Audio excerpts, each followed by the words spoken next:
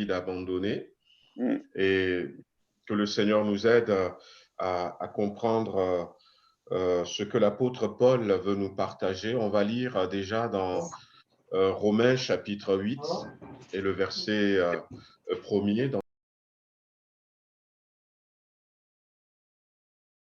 Donc, ce qu'on va faire, c'est que ce verset, je voulais partir de là pour...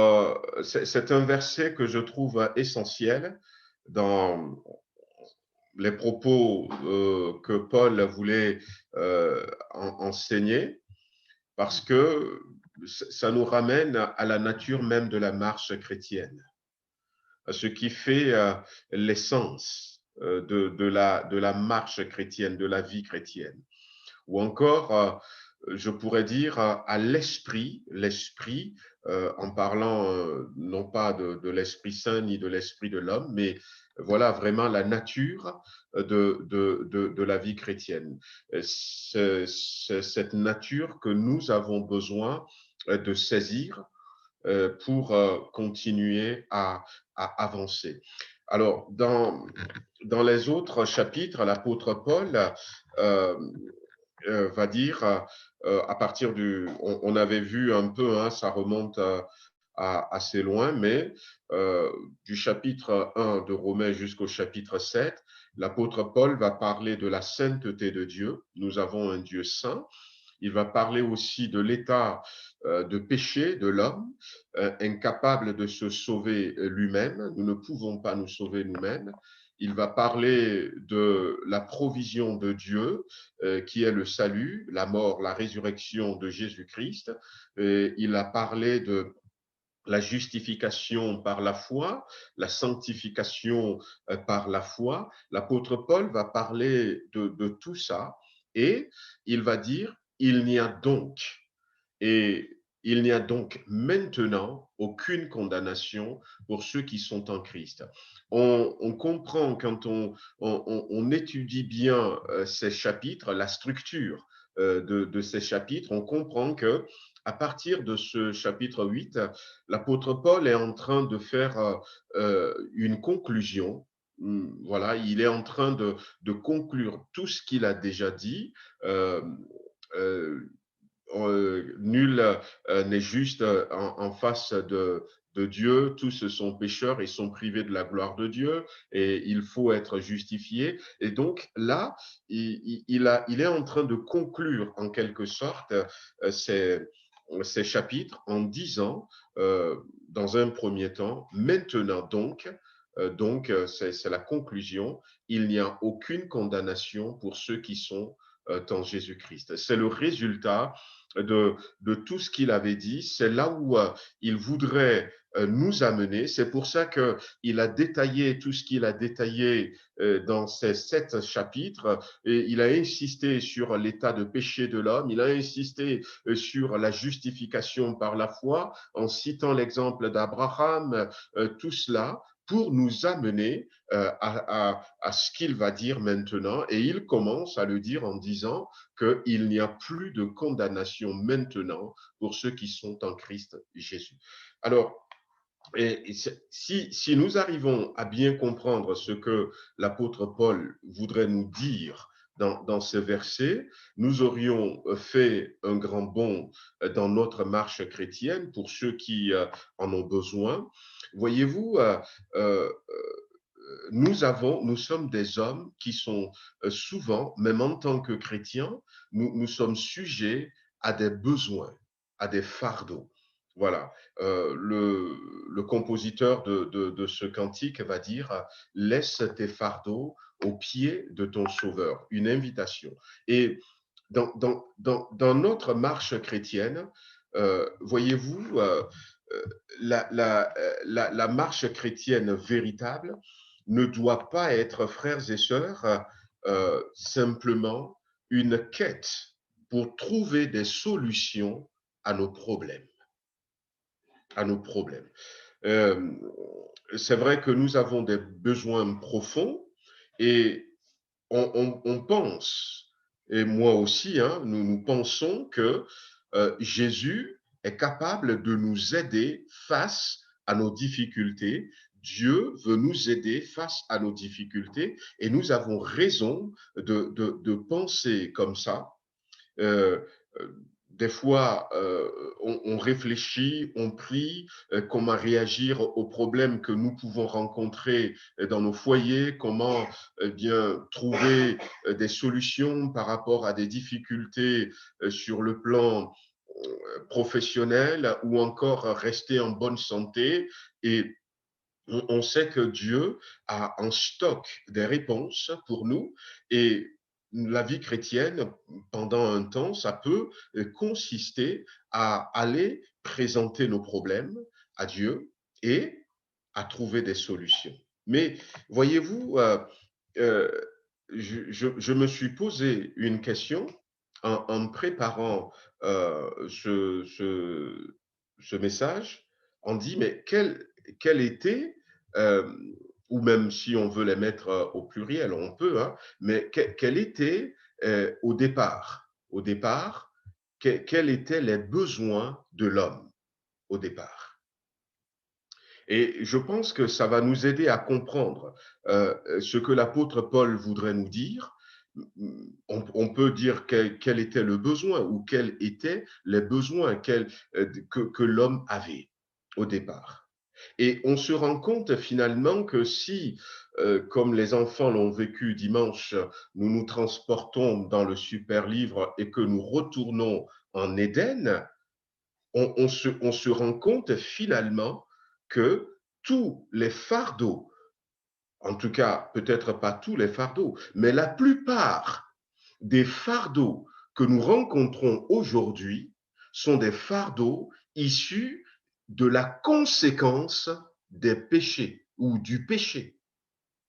Ce sont des fardeaux qui nous viennent à cause du péché. Beaucoup de péchés, beaucoup de difficultés, et beaucoup de problèmes à cause, voilà, des conséquences du péché. Mais au tout début, avant le péché, quel était le besoin de l'homme? Le besoin de l'homme, c'était d'être en relation avec son Dieu. C'était d'être en relation avec son Créateur. Maintenant, le péché était venu, Genèse chapitre 3, le péché va briser la relation avec Dieu. C'était ça ce qui s'était passé dès le départ. Dès que Adam et Ève ont entendu la voix de Dieu qui venait les voir dans le jardin, ils étaient vite partis se cacher. La relation a été brisée. Mais il va y avoir d'autres conséquences. C'est-à-dire qu'à la sueur de ton front, tu vas manger, la terre va difficilement, la terre a été maudite à cause du péché, et puis la femme va éprouver des douleurs, et il va y avoir tout ça. On en avait parlé aussi parce que l'apôtre Paul l'avait bien souligné dans Romains, le péché va entraîner la maladie va entraîner la mort. Et si on ne fait pas attention, bien-aimés dans le Seigneur, maintenant que nous sommes réconciliés avec Dieu, la marche chrétienne, là où peut-être nous avons besoin de veiller, c'est pour ça que je dis si on ne fait pas attention, la marche chrétienne va va se résumer pour nous à trouver des réponses à tous ces fardeaux qui sont des fardeaux, des fois ça peut être des fardeaux vraiment pesants, mais à mettre de côté la relation avec Dieu. Et le besoin fondamental de l'homme, c'était de rester en communion avec son Dieu. Et les besoins, comment l'appelle-t-on, secondaires, il y a des besoins secondaires, il y a des besoins qui découlent du péché, et que le Seigneur nous aide à bien comprendre ça. Ce sont tous les besoins que nous avons. Maintenant, nous sommes plus des pécheurs, nous sommes justifiés, nous sommes sanctifiés, mais nous devons apprendre à ne plus rester attachés à ses besoins. Regardez dans Matthieu chapitre 6, à partir du verset 27, Jésus qui nous parle. Et Jésus nous parle dans ce passage, et qu'est-ce que Jésus nous dit? Jésus dit, il nous le dit à nous, mais il le disait aussi à ceux qui sont là, même si on commence,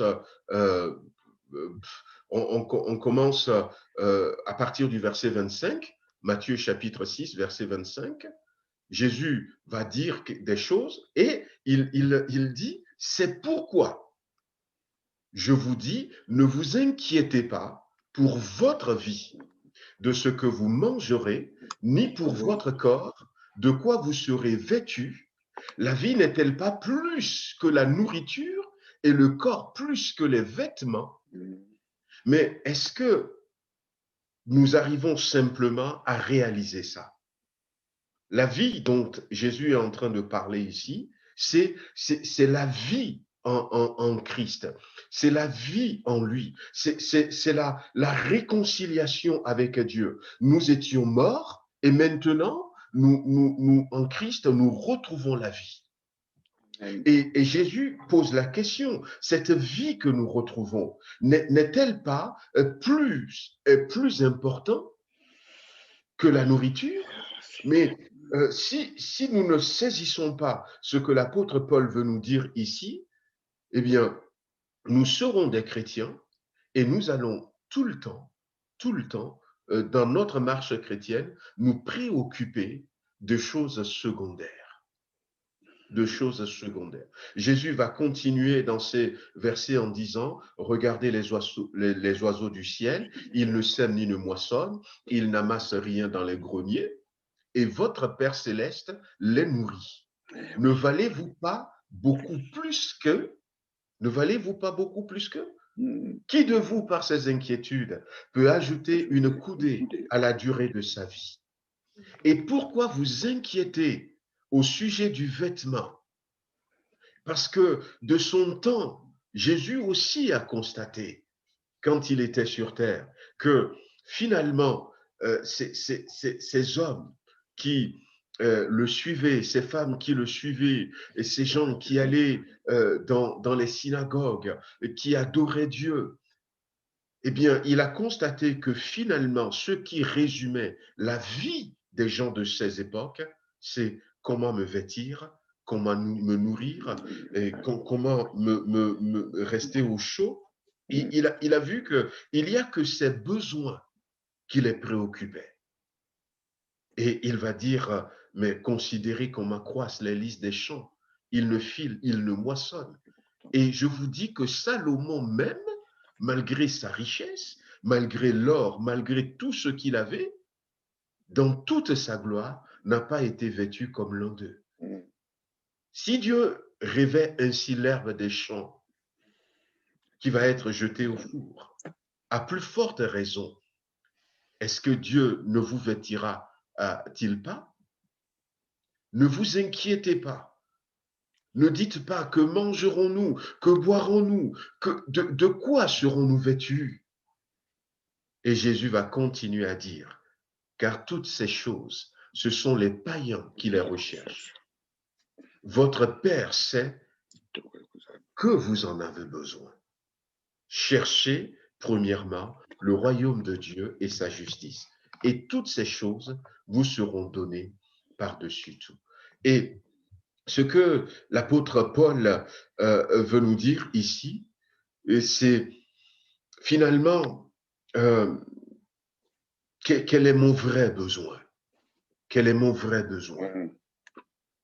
Et c'est pour ça que je dis que ce verset, cette conclusion que l'apôtre Paul va faire, ça va être l'essence de la vie chrétienne, la nature de la vie chrétienne. Nous devons comprendre que nos besoins, à nos yeux, ce n'est pas nos besoins aux yeux de Dieu. Et l'apôtre Paul en avait parlé, et je crois que c'est aussi le message que nous voyons dans les évangiles, euh, dans le Nouveau Testament. Nous avons, nous devons apprendre à, à nous détourner petit à petit, sur le vrai besoin, le vrai besoin, et renforcer véritablement notre communion avec Dieu. Nous allons vivre sur terre pendant 95 ans, 100 ans pour certains. Et qu'est-ce que 100 ans à côté de 100 millions d'années? Ouais. Qu'est-ce que 100 ans à côté de 100 millions d'années? Et voyez-vous, quand on regarde dans Luc chapitre 16, lorsque Jésus a parlé de ce pauvre homme qui s'appelait Lazare et de cet homme riche qui avait de l'abondance, qui mangeait, qui vivait, et puis il devrait manger pendant qu'il mangeait, je ne sais pas, il n'y avait pas de fourchette à cette époque, et peut-être est-ce que des fois ils allaient avec les deux mains pour attraper le rôti de brebis, je ne sais pas, ils mangeaient, il y a des miettes qui tombaient par terre, et il y avait des chiens qui était là. Et ce pauvre homme, Lazare, lui, il était sous la table en train de vouloir rattraper les miettes.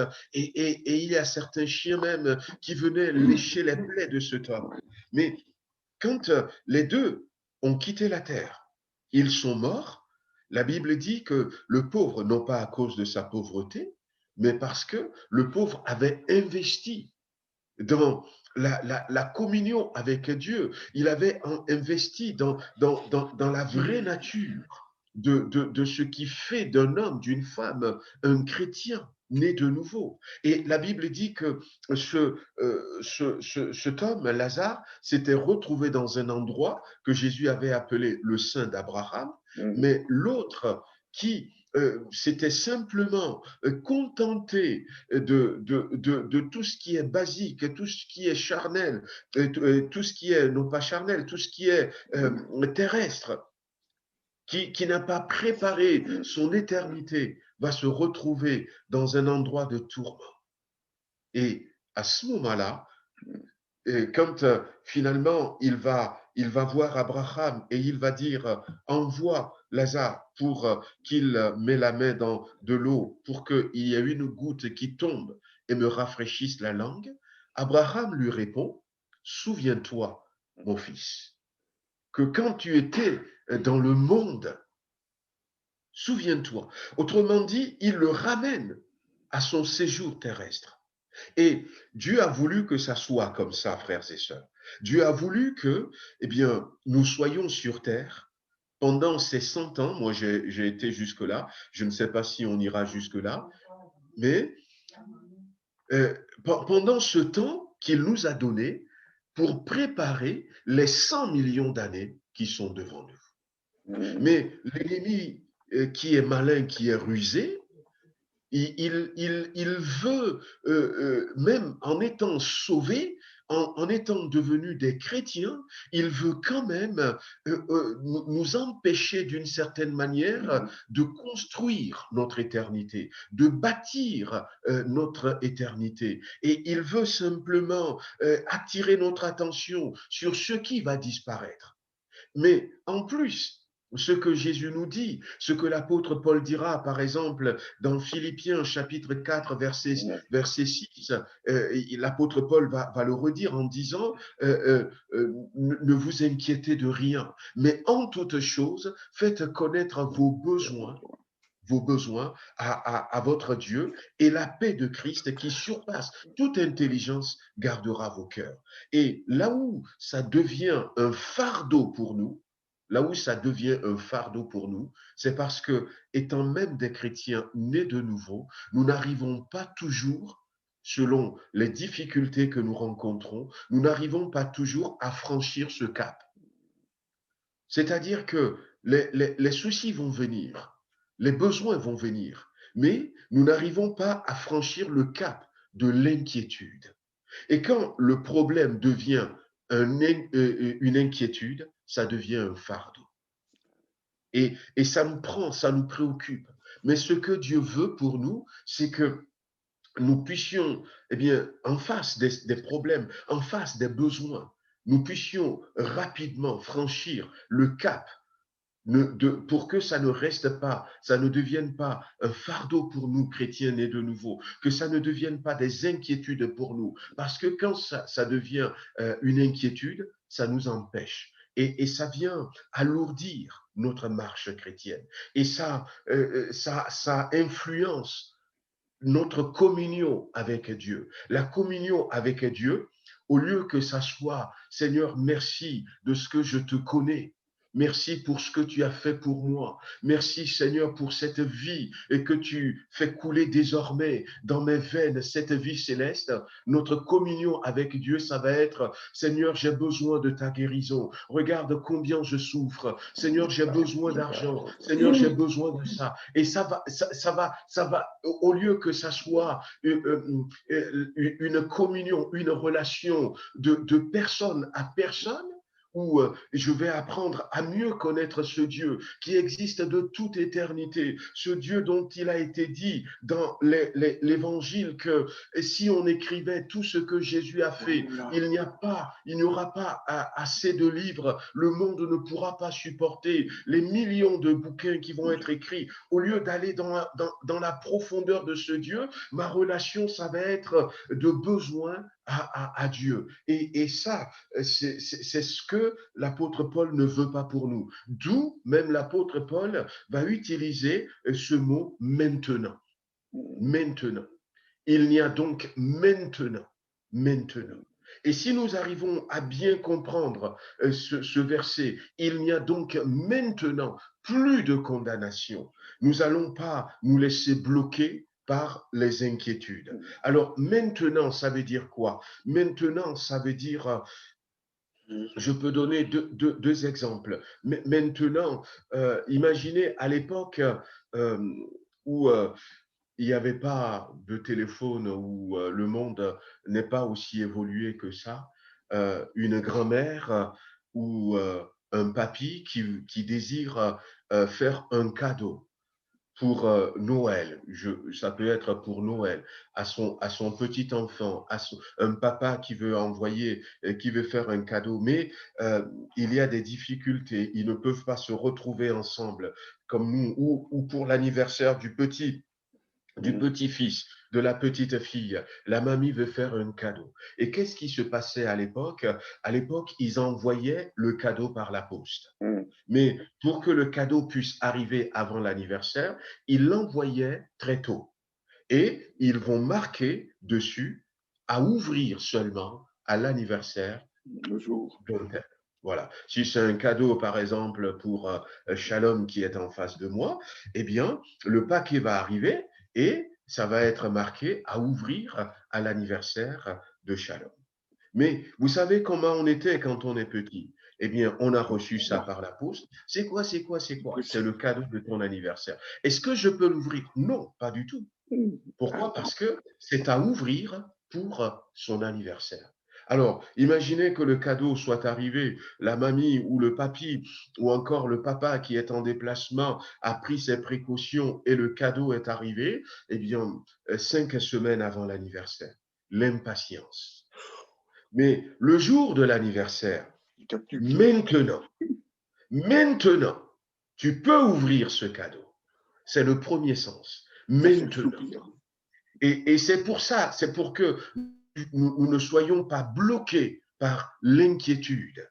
C'est pour que nos besoins ne prennent pas la place principale dans notre marche chrétienne. Mais pour que, eh bien, nos besoins ne deviennent pas des fardeaux. Maintenant que nous sommes justifiés, maintenant que nous sommes sanctifiés, maintenant, nous pouvons vivre ce que Jésus a dit. Il a dit, votre Père sait de quoi vous avez besoin. Votre Père sait de quoi vous avez besoin. Et nous devons comprendre, quand nous devenons chrétiens nés de nouveau, que maintenant, sans se faire de soucis, nous pouvons compter sur Dieu, compter sur lui, avec cette pensée très forte que il sait que, il sait que j'ai besoin de santé. Amen. Voyez-vous, on en parlait la dernière fois. Ce sont des choses qui nous reviennent quand on observait, m'excusez-moi l'exemple, mais on observait les animaux qui n'ont pas de médecin, et, mais qui vivaient assez longtemps. Pour certains, ça dépend, les hippopotames, les éléphants, ils peuvent aller presque à une centaine d'années. Et on se rend compte que à un moment donné, ah ben, il y en a qui tombaient malades. Et quand ils tombaient malades, euh, même j'avais vu un reportage là-dessus, tout à coup, il va prendre une plante particulière que le singe va manger. Et même, il va manger ça pendant un temps, et après, il est guéri. Et même nous, en Afrique, à l'époque, où c'est vrai, on n'a pas une avancée au niveau de la médecine comme dans les pays développés, mais on peut se rendre compte quand, à un moment donné, on a envie de manger un fruit. On a envie de manger un fruit. Je sais pas. Et puis, ah bah tiens, j'ai envie de manger une papaye. J'ai envie de manger, je ne sais pas, une corosole. Et puis, et finalement, aujourd'hui, on se rend compte que ces différents fruits avaient des vertus, avaient des vertus, des vertus. Il y en a qui sont antibiotiques, il y en a même qui sont anticancérigènes. Et le corps, Dieu l'a créé comme ça. Le corps, quand il sent le besoin, eh bien, va créer, au travers des neurones, des hormones, va créer le besoin, et tout à coup, nos yeux s'ouvrent. Eh bien, c'est ça que je veux manger. C'est ce légume que je veux manger. Et finalement, on se rend compte que, eh bien, Dieu pourvoit encore. Dieu pourvoit. Mais si Dieu a réglé le corps de l'homme de cette manière, que même quand on n'était pas encore chrétien, il avait mis en nous ces mécanismes pour nous guérir. Maintenant, maintenant, Maintenant que c'est le moment d'ouvrir le cadeau, maintenant que c'est notre anniversaire, maintenant que nous connaissons Jésus-Christ, maintenant que nous sommes lavés par le sang de Christ. Voyez-vous? Donc, ce maintenant, l'apôtre Paul nous dit, maintenant, il n'y a plus de condamnation. Et voyez, frères et sœurs, maintenant, on peut le comprendre d'une autre manière aussi maintenant. On peut le comprendre aussi que en attendant, manière en attendant. Nous savons, comme je l'avais dit, que nous avons 100 millions d'années. Moi, c'est plus, hein, c'est l'éternité. Nous avons tout ce temps qui nous attend là-haut dans le ciel, mais en attendant, maintenant, en attendant ce temps, Dieu veut que nous soyons en bonne santé. Dieu veut que nous soyons euh, des, des- pas des gens sans soucis, mais des gens qui ont toujours des réponses à nos soucis. Et si nous arrivons à saisir ce maintenant, nous pouvons nous libérer de tout fardeau. Alléluia. Nous pouvons nous libérer de tout fardeau.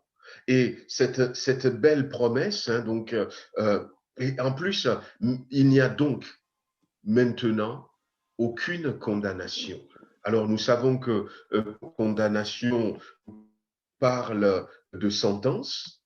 Il n'y a aucune sentence contre nous, voyez-vous. Il n'y a aucun jugement maintenant contre nous en ce moment que nous sommes dans le Seigneur. Nous ne sommes condamnés de rien. Et puis, maintenant, nous ne sommes coupables de rien. Nous ne sommes coupables de rien. Et voilà, donc c'est ce que l'apôtre Paul dit. Maintenant, nous jouissons en quelque sorte de toute la liberté, nous jouissons de toute l'étendue de la grâce de Dieu. Et c'est ça qu'il faut comprendre pour ne pas permettre que nos besoins deviennent des soucis, des inquiétudes pour nous. Les besoins, nous allons en avoir sur tous les plans. Et que ces besoins, petit à petit, d'une manière insidieuse, subtile, changent notre relation avec Dieu. Que notre relation ne soit pas une relation d'amour, une relation qui va nous amener dans une communion de plus en plus profonde avec Dieu, mais que notre relation se limite simplement, je ne suis pas très content parce que je me sens pas bien. Et puis, parce que l'ennemi, lui, va venir. Il va venir d'abord pour nous dire, si ton Dieu, il t'aime, eh bien, il ne te laisserait pas dans cette situation. Regarde depuis combien de temps tu souffres de ces maux. C'est là où nous pouvons lui dire, maintenant, il n'y a aucune condamnation parce que je suis en Christ Jésus. Seigneur, je sais que tu t'occupes de cette situation. Alléluia. Oui, ça fait combien de fois déjà que tu as prié pour je ne sais pas, ce besoin particulier. Ben oui, ben, tous les autres regardent les autres et ben, voilà, je ne sais pas quels sont ces soucis que nous pourrons avoir. Tous les autres, ben, ils se sont mariés et puis ben, 2 ans après leur mariage, ils ont tous des enfants. Mais toi, voilà, ben, et il y a notre ancienne nature qui va nous attaquer. Il y a l'ennemi qui va nous attaquer. Il y a l'évolution de la solution, de la société qui va nous attaquer. Mais tous ces ennemis, en quelque sorte, que ce soit notre pensée, notre ancienne nature, que ce soit le diable, que ce soit le monde, tout ça vont toujours essayer de nous ramener à vivre une vie chrétienne et uniquement résumée à retrouver à des solutions pour nos besoins. Mais l'apôtre Paul, au travers de ce verset, nous invite à aller au-delà, à nous dire simplement, eh bien, je comprends parfaitement que, eh bien, je suis restauré dans ma relation avec Dieu. Dieu est mon papa. Il m'aime de tout son cœur. Il m'aime de toute sa force. Il Amen. m'aime d'un amour éternel. Il connaît à chaque détail. Et d'ailleurs, c'est pour ça que Jésus va dire, qui de vous, par ses soucis, peut rajouter une coudée à sa vie? Et dans un autre évangile, Jésus dira, Dieu connaît le nombre des cheveux que vous avez sur la tête.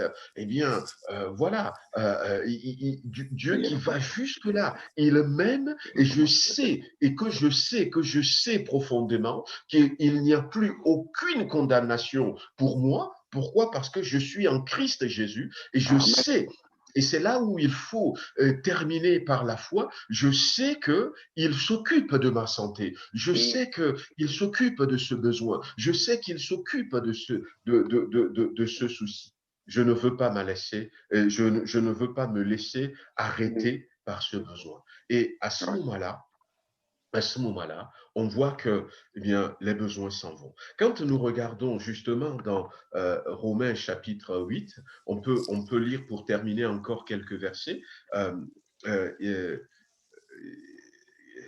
le verset 3, on peut lire le verset 3 et 4,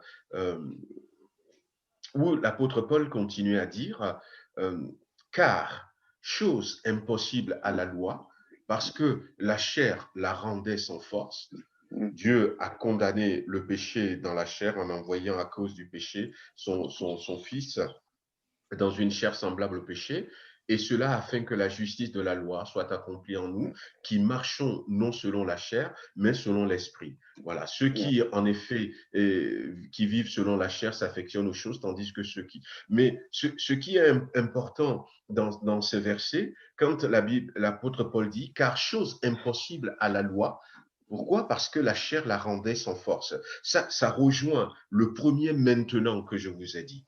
Avant, c'était impossible. Avant, c'était impossible. Et c'est ce qu'il faut que nous comprenions. Avant, c'était impossible que je puisse ouvrir le paquet parce que ce n'est pas encore la date de l'anniversaire. Avant, c'était impossible à cause de la loi. Mais maintenant, maintenant, je suis en Christ. Avant, c'était impossible, mais maintenant, c'est possible. Maintenant, c'est possible.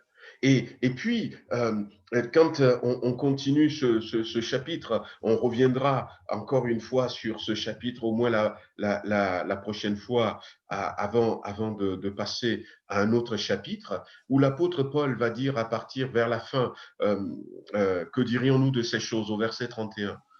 Si Dieu est pour nous, qui sera contre nous? Lui qui n'a point épargné son propre Fils, mais qui l'a livré pour nous, comment ne nous donnera-t-il pas aussi toutes choses avec lui?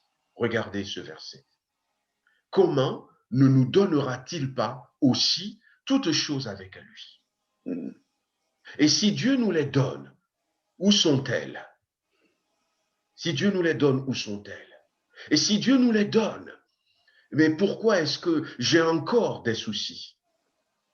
C'est peut-être parce que, comme Jésus a dit, cherchez premièrement le royaume de Dieu et sa justice, et toutes ces choses vous seront données par-dessus. Alléluia.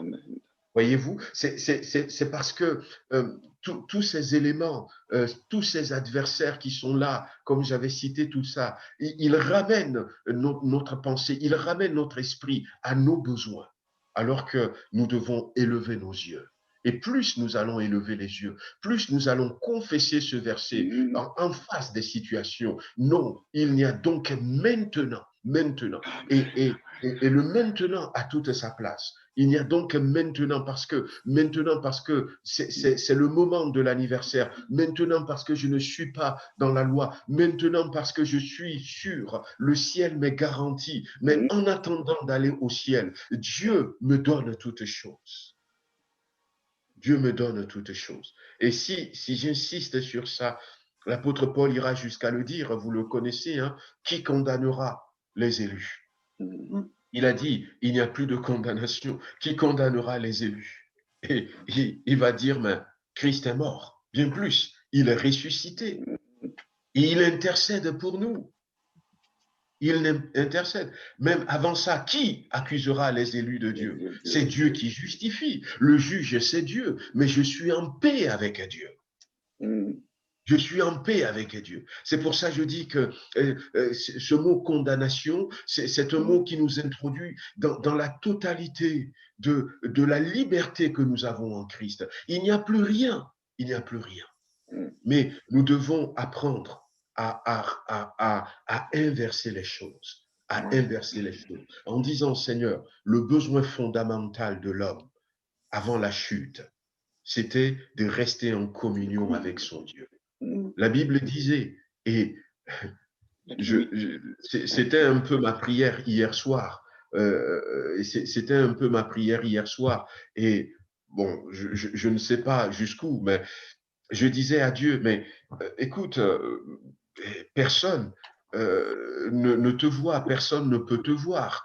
C'est ce que la Bible nous dit. Mais avant le péché, tu venais bien, je disais comme ça à Dieu, tu venais bien discuter avec Adam et Ève.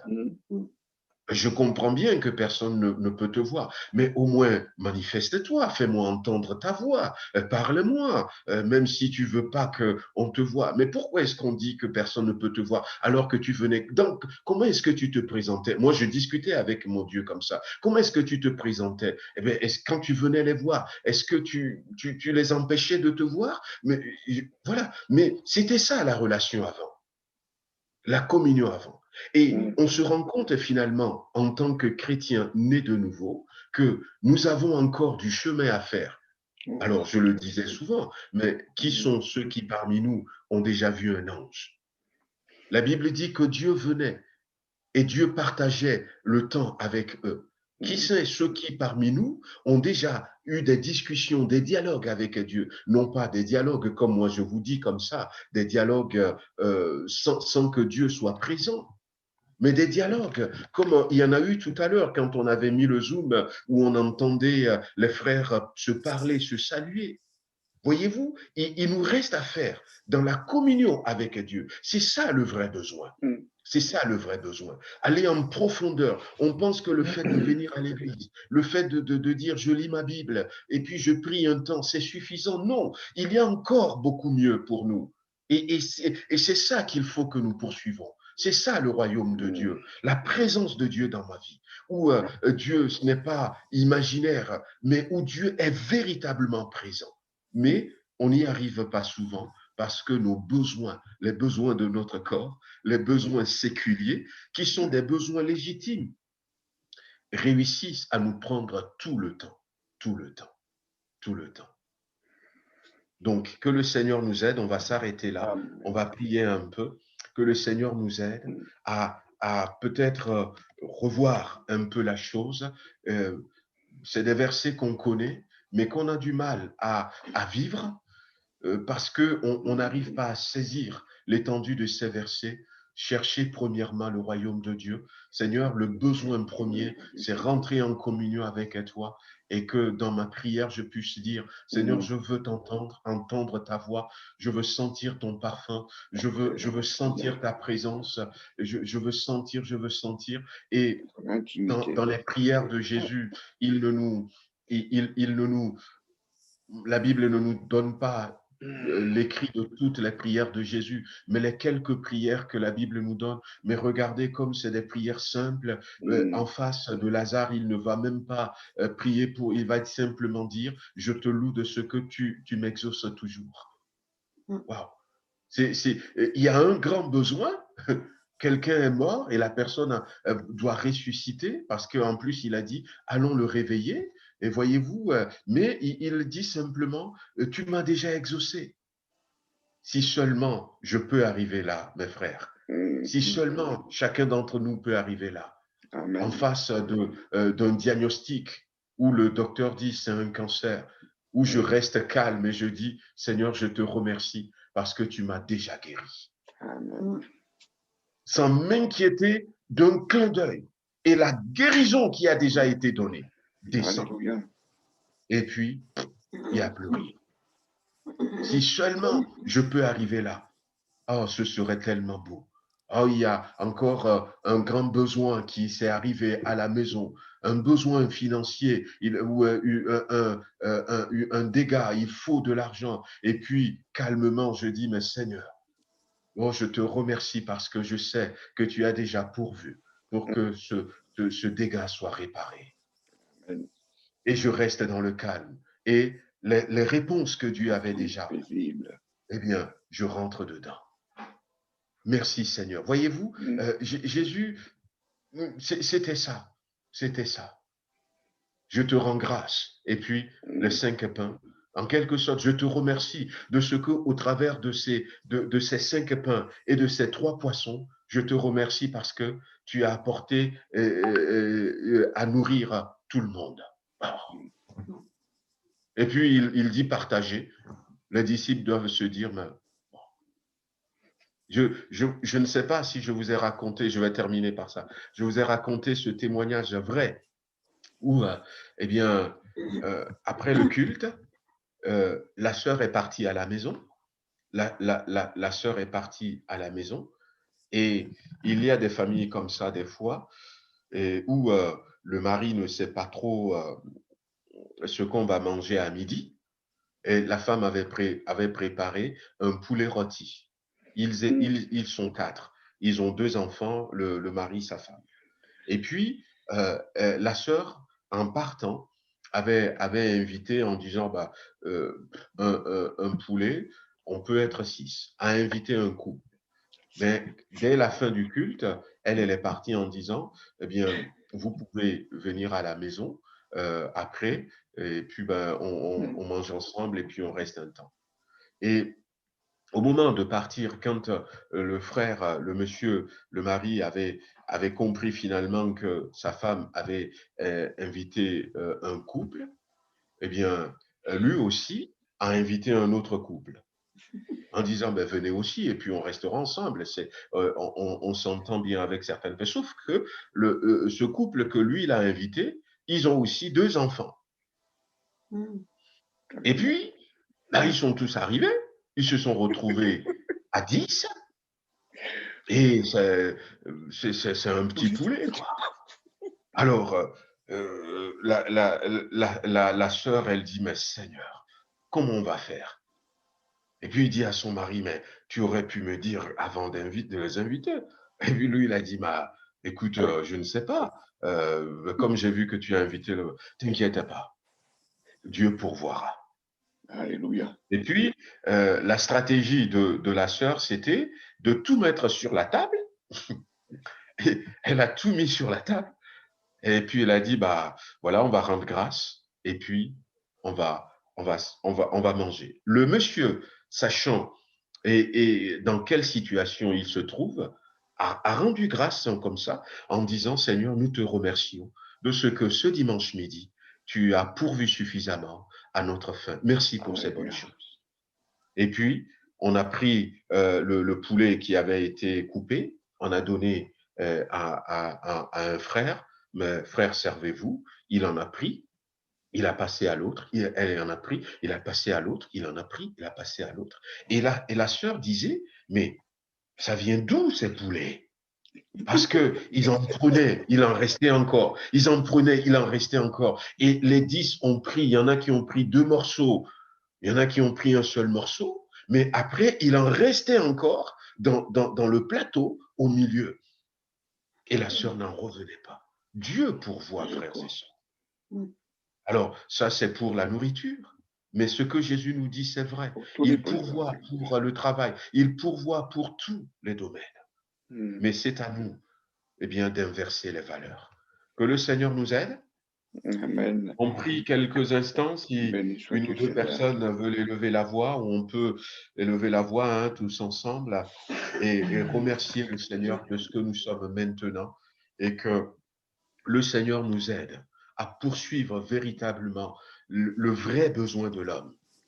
Le vrai besoin de l'homme. Rentrer en communion avec Dieu, de ne pas nous laisser entraîner dans l'inquiétude et que les besoins ne deviennent pas des fardeaux pour nous. Amen. Amen, Seigneur.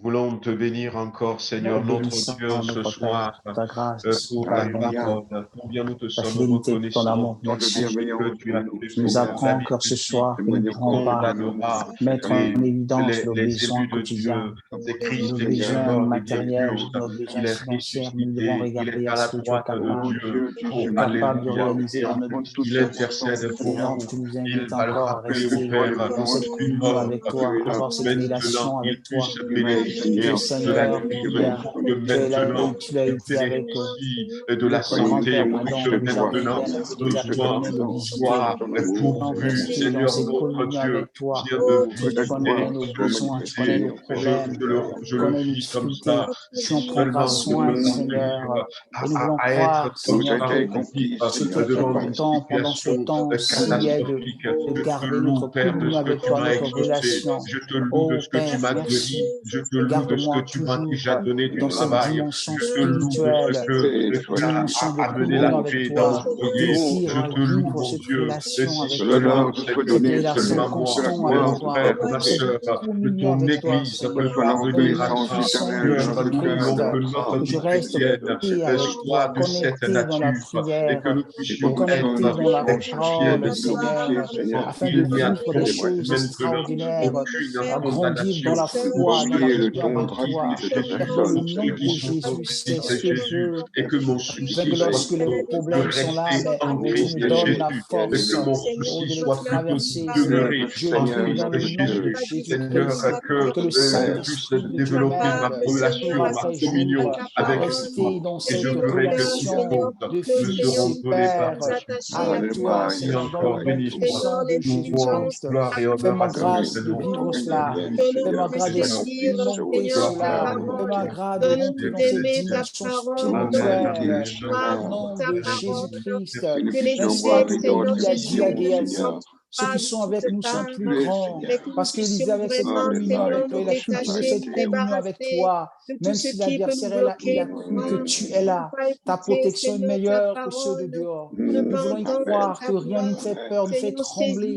Si nous restons dans cette communion avec toi, tu nous amènes dans cette diapason spirituelle à vivre des grandes choses avec toi.